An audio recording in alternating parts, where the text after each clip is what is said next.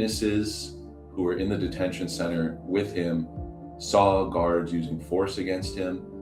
One of the witnesses said that he saw guards asphyxiating and choking Mr. Lunas Campos. Mr. Lunas Campos saying, "No puedo respirar, no puedo respirar," meaning I can't breathe, I can't breathe.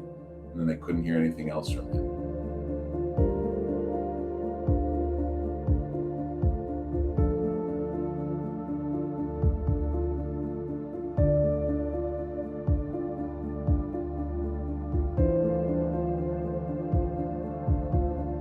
It's basically consistent with the pattern of lies, cover-up, and fabrication by DHS, ICE, and the United States government about its treatment of immigrants in this country.